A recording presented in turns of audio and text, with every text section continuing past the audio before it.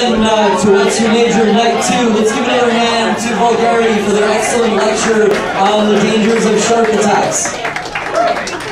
So for those of you who have just joined us, what you are at right now is a educational series of musical and comical lectures on a variety of topics. We just enjoyed that lecture on shark attacks. Right now we've got a wonderful lecture on home economics by our very own Ken Reid.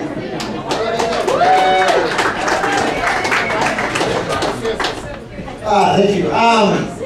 One just short political thing first, because Maria was mentioning Obama and I forgot about this. I used to live. I have no idea what you said. I used to live. Harumph. Harumph. That's what I said. Finish. You're much smaller than me. You can't. I'm on a thing. You can't boss me around.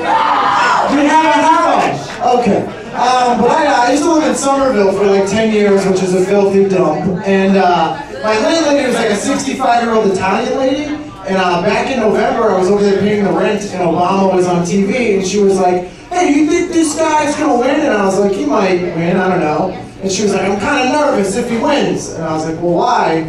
And she was like, "Well, I think, you know, if he wins, he might make us sit in the back of the bus." And I was like, "Do you mean figuratively or like literally?" She's like, no, like for real, because, you know, like his people used to have to sit back there, and now we might have to. Bring on the reparations!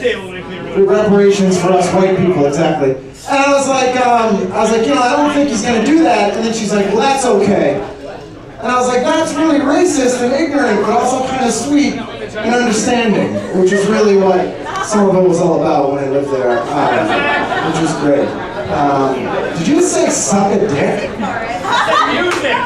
Music is what Somerville's about? Music, yeah. Music loves Somerville. Somerville loves music. It's true. It's mostly reggaeton, which isn't really music.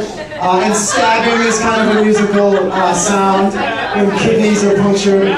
Somerville is kind of like Cambridge's older brother that dropped out of high school but buys Cambridge beer. And that it's like kind of cool when you're younger, but when you get older and realize it never changes, you just feel bad for it. I was in a band for a long time. I was in a punk rock band in the mid-90s, which was not cool. And that's why I do this now, because talented people don't let me jump on their bandwagon anymore. But I thought that this would be very similar, and for a long time I was like, oh, it's just like being in a band without music, which is not actually like being in a band at all. And I was like, oh, it's probably the only difference is like mic stand technique. Like if I'm in a band, I can like, you know, like pump the mic stand, like Freddie Mercury and all that stuff. But if I do that in comedy, you're like, oh, that guy was an asshole. Which, it's much different, much different. Last time again,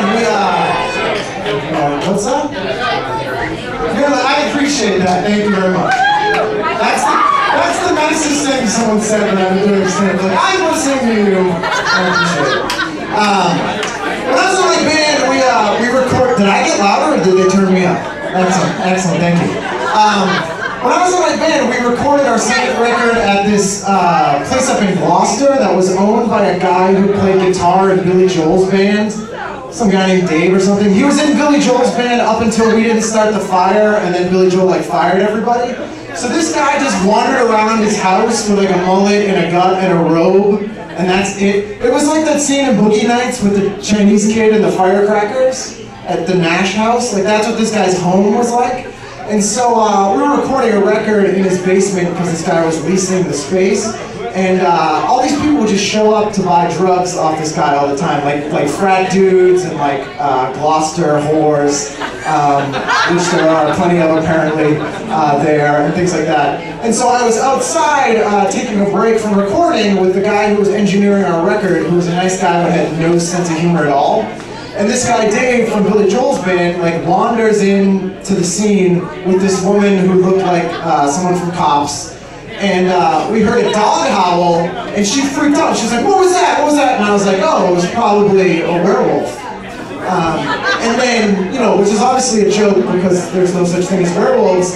And she was like, "Are you serious?" And I was like, "Yeah, there's a lot of werewolves up in Gloucester." And then turned to the guy who was engineering the record to try and like go with it with me, who has no sense of humor.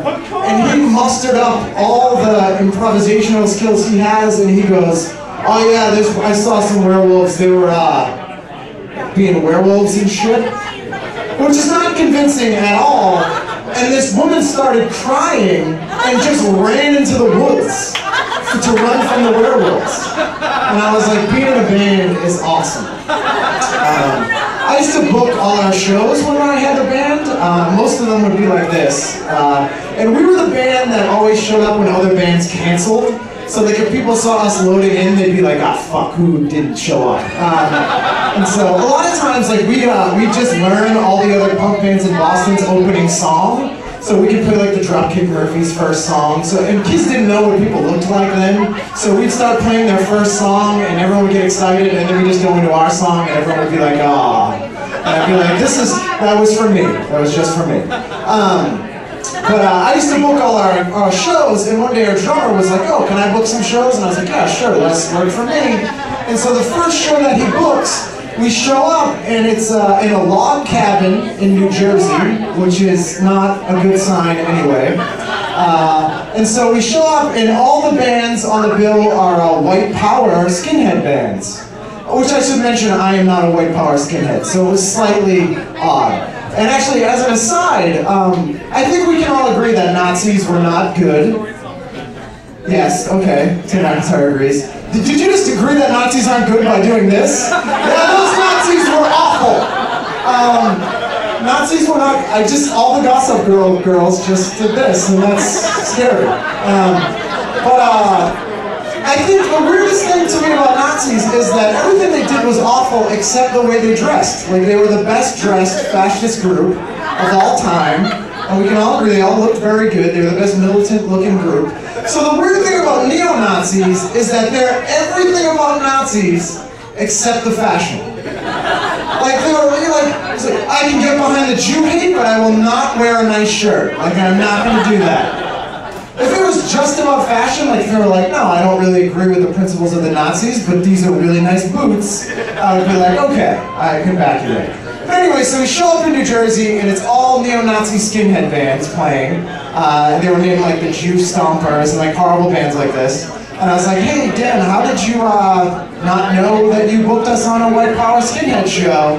And he's like, I don't know, I didn't really pay attention. So I was like, all right, what we're going to do is a set consisting entirely of Prince covers. So that's what we did, and about 30 seconds into me singing in a wonderful falsetto, I Want to Be Your Lover, I got hit in the face with a brick. And my point really is that nothing that can happen in comedy will be worse than that. So that's really how I